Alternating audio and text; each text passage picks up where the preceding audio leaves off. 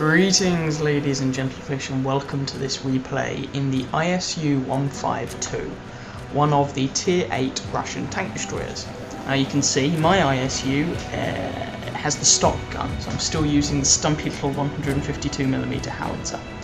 Some people might ask, well, you know, surely that's the gun you had on the ISU-152 and you can upgrade other guns for it. Well, yeah, you can, but I think on a Tier 8 tank destroyer, don't use the cruddy 122mm guns you get from the ISU-152.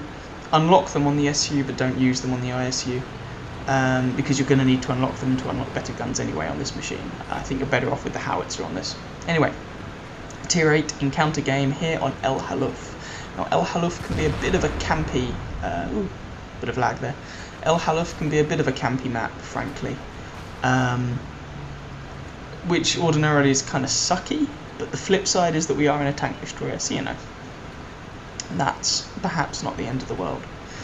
And this is generally my preferred tank destroyer spot, or snipey spot, support spot, whatever you want to call it, on this side of the map. And you can see we're up here with an ISU-152, and he's using the top 122mm gun on that machine.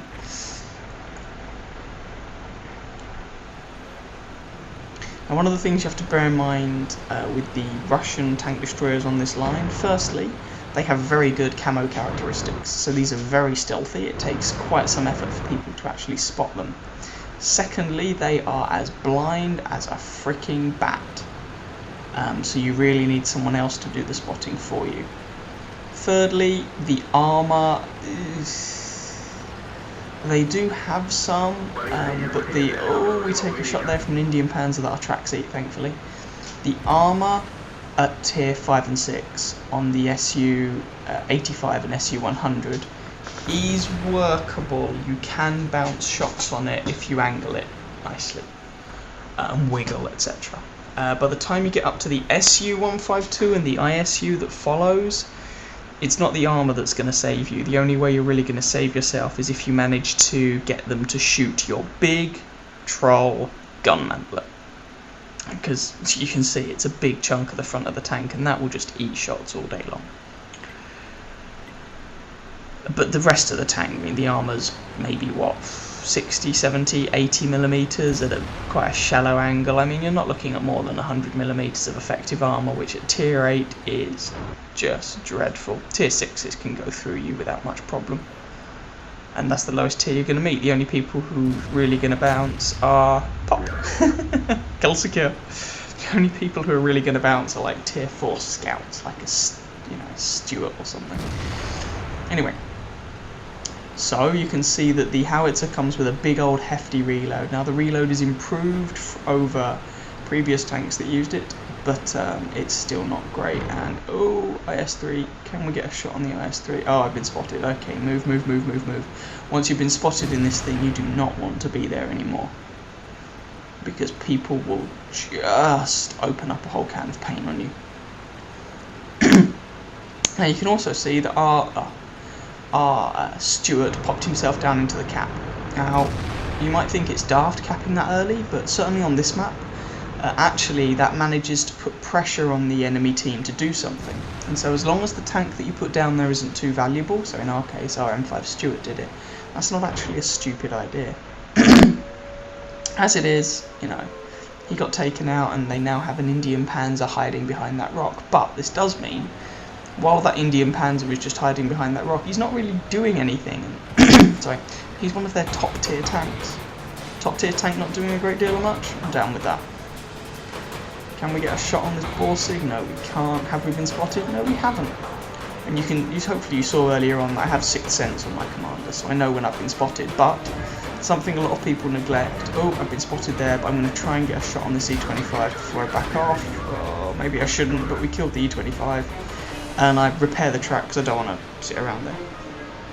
One thing you have to bear in mind with 6th sense is it goes off, it activates, that light bulb comes up 3 seconds after you have actually been spotted. So that's just something that's worth bearing in mind. Anyway, so far 2 shots, 2 kills. But you know, against that E25 I took off most of his health. Oh wow.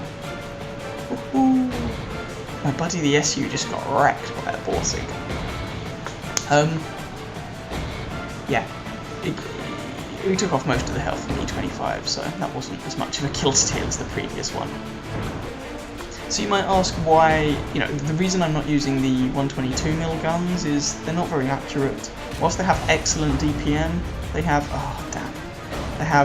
pull back, they have 175 penetration, which on a tier 8 tank destroyer is decidedly lackluster. Whereas with this howitzer, you can hurt every tank that you will meet. Sure, it's not very accurate. Sure, it has an abysmal aiming time.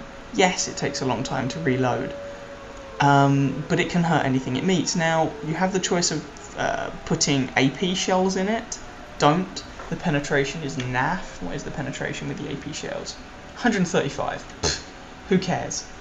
Penetration with your HE, 86, does 910 average damage. The AP shells do 700. Or you can load heat and get 700 damage, 250 pen, and you basically have a mini BL10. Well, I say mini. You have a slightly downgraded BL10, which will let you rack up the experience, but it will cost you a fortune to run it with that setup. And we're trying to get a shot on this Indian Panzer. I've been spotted. Oh, good lord. Oh dear. Now, I put a shot into the Indian Panzer, and I thought it was valuable doing so, and I also thought that with his rear I might be able to take him out myself, but I wasn't able to. Someone else did it.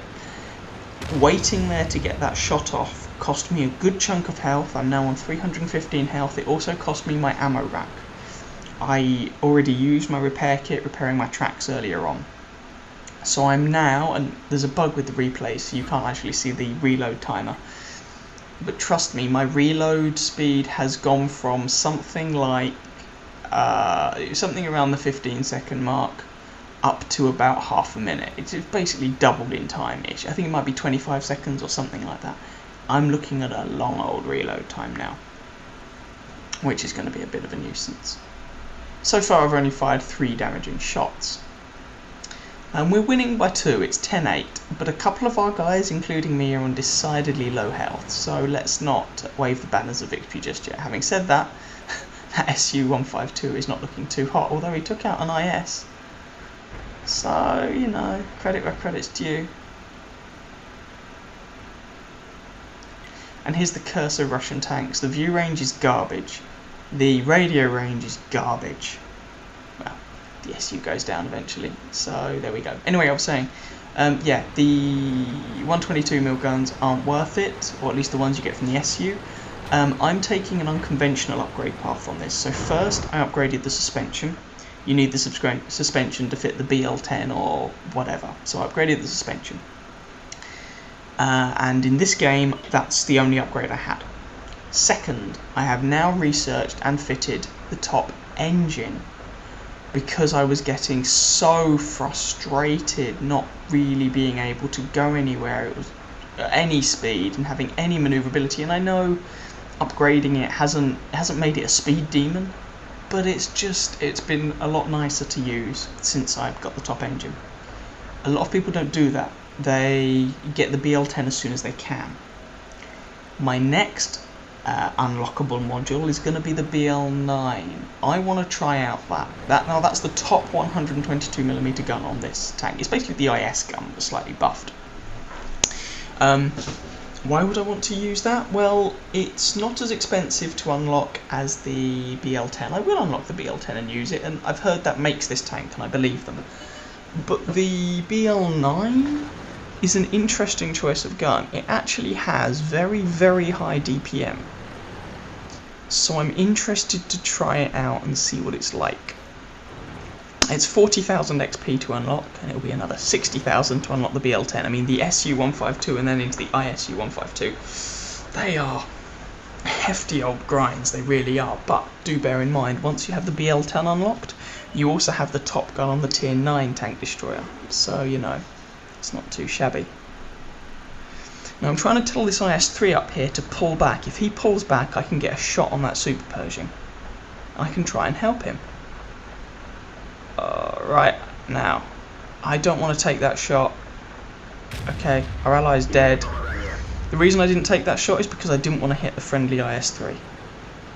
And you can see this gun is not very accurate. Now I managed to splash him and it looks like I tracked him, which was nice, but I only hit him for 250 odd. And so you're seeing one of the weaknesses. I'll get to that KV-4 in a sec. You can see one of the weaknesses of this gun. You know, very, very, very low effective DPM. Now, here's the Super Pershing. See if I can get another shot on him. And this KV-4.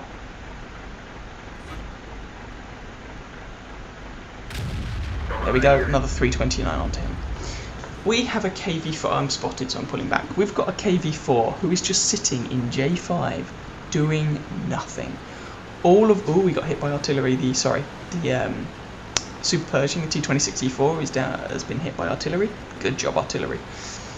That that KV-4, he's been sitting up there. We had a load of guys on comparatively low health pushed through down the A line. They've now been picked off, and that KV-4 just sat up there, doing nothing except sniping. Good God, man. Anyway. Base cap, T-25AT. So, can we get a shot on him? No, because he's not an idiot, so he's hiding behind a rock. But can our artillery get a shot on him? Well, that's a very good question. Now, I already know our artillery has managed to get a shot behind that rock earlier on in the game. And there we go. Artillery hoops a shot in. You see, I can't spell arty in chat. Good job, Art. Good job, Arsty. I meant arty. So Arty manages to take out the T-25AT. And there's only 3.5 minutes of this match left. And I've got a long old reload. I'm trying to spot the Super Pershing, but view range on the ISU is not good. I do, however, have binos and a camo net.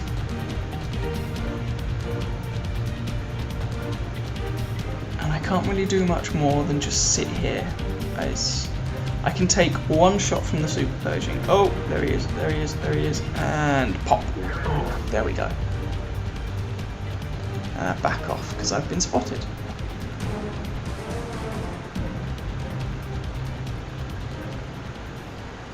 Now I have a monstrously long reload, and that just leaves their artillery. And our Borsig is saying go kill their artillery. The thing is, I'm not very fast, and so I'm worried about how long it will take me to mount their ridge. And so I'm thinking of actually coming down into the cap circle and capping this thing out. But I must confess, I don't know exactly how long it takes the cap circle to, well, cap in encounter. I think it's 90 seconds in a regular game. And I'm asking in chat, is there time to cap? Someone who knows better than me can bring it up. And I really should memorise the times it takes, frankly. I'm trying to get myself into a good position. And oh good lord, there's the artillery. The Borsig says no. But frankly, it's a bit immaterial because the artillery just showed himself. Now there's an event on at the moment. If you get 4 kills, survive and win, you get 75,000 credits. Boom, headshot. And there we go. An additional 75,000 credits for me, and that was the game. Now, I ended up coming about third on our team. I did something like 2,500 damage, which you might say, for an ISU, that's not very good. And you'd be right, especially considering, you know, I was around till the end and the number of shots I fired, but do remember, I'm using the stock gun, and I'm not just spamming heat ammo. So, you know, bear that in mind. Anyway, I hope you guys enjoyed that game. If you did, please feel free to catch some of my other videos and or subscribe to my channel. And I wish you happy hunting on that battlefield. Ciao, ciao.